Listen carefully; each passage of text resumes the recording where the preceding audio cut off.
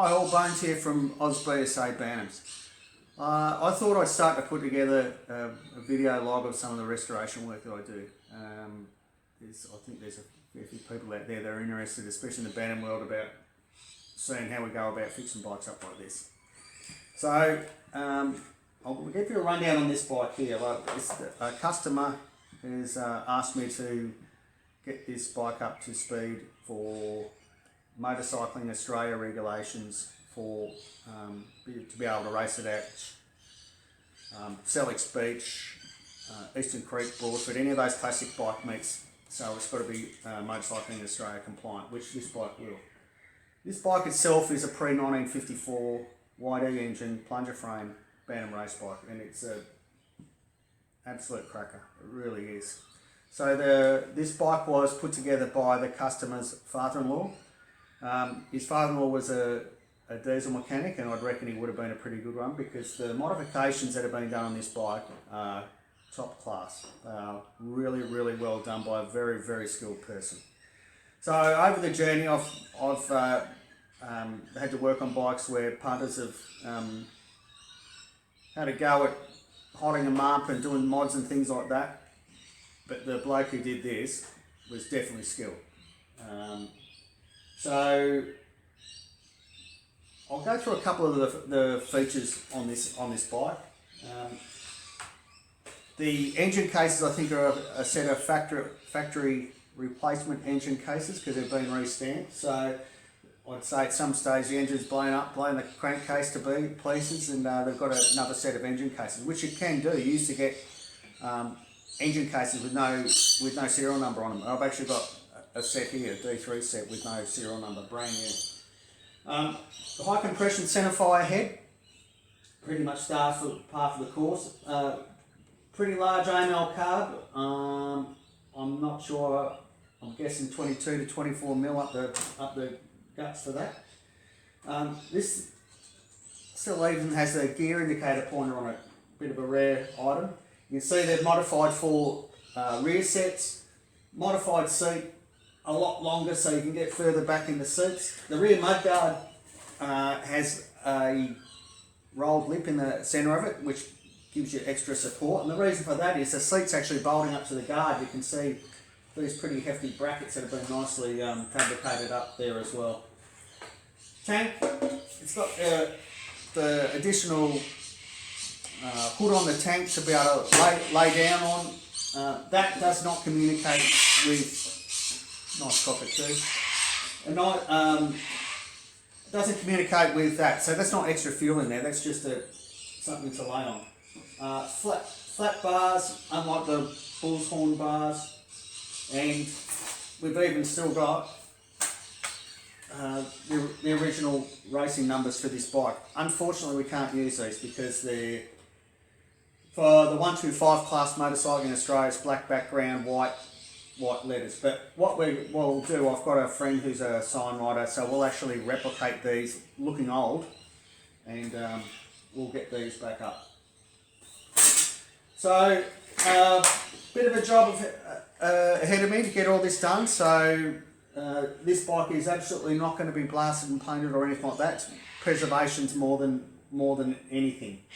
So it will be pull all the components off dirty, so that way I can get in and clean each individual component properly, because you can't really get at it. It's had a pretty horrendous oil leak at some stage, and it's going to take a bit to clean without damaging the paint. So it'll be tank off, seat off, chain guard, engine out, wheels off, front end off. So first thing is pull the whole lot apart. Leave everything in their assemblies, and then sequentially go through and overhaul each assembly. And I'll do the engine last. So, but I'm still dying to get into it, see what porting it's got in it, and all that sort of stuff. Because this guy will potentially race at Sellex Beach, I won't advertise what he's porting or any of those specs or anything like that, because it's just not fair. But I'm dying to have a look anyway. So I think it's a bit of a cracker. If the quality of the work's any indication, on the external part of the bike, I'm dying to see what he's done internally. For those of you that are potentially doing a bike for Selix Beach, out on the net is George Todd's racing specs from about 1950 something, and it's in a cycle magazine, I think it is. It's pretty easily accessed on the net. I have done engines up close to that, and if you want to hot up your Bantam, that's what I'd recommend. You can go the whole hog and turn it into a hand grenade. Yes, Eric Walsh had bikes that did 100 mile an hour, but they did 100 mile an hour for about 5 minutes, and that's it. They were pulled apart and basically thrown away. So yeah, you can build a hand grenade, or you can build a bike that'll keep together. And there's no point, if you're going to go racing, not finishing a race. So those George Todd specs are pretty good. They've also got what they call fast touring specs in there, and race specs. But obviously, you start modifying stuff for race, you lose integrity in your engine. If you've got a normal road bike and you want to hot it up, a Bantam road bike and hot it up, go and buy a bigger bike. In a nutshell, it's no point. You've got 4 horsepower, you double it, you only got 8. Go and buy a bigger bike, or just be happy riding around at 65 k's an hour, 60 k's an hour if you've got a D1. More than happy on a beautiful day like today. Okay, I'll show you some of the features on the other side, especially the exhaust on this, because he's done a really wonderful job. So, okay, just have a look at that. This is the megaphone. This is going to be awfully loud. I reckon I'm going to have a fairly good set of earmuffs once I crank this up. As you can see, no Kickstarter, gear change lever reverse because you've got the rear sets. 50 years of absolute grime still sitting on that engine, but look at the transition from engine pipe through to the Mega. I mean, look at that weld in there. That's beautiful. That's a beautiful job. And even on it's a bit hard, not very good light, like the slip-on exhaust and everything like that. Really, really wonderful work. Really, really is. Flat bars there. That's the choke lever just there for the bigger carby.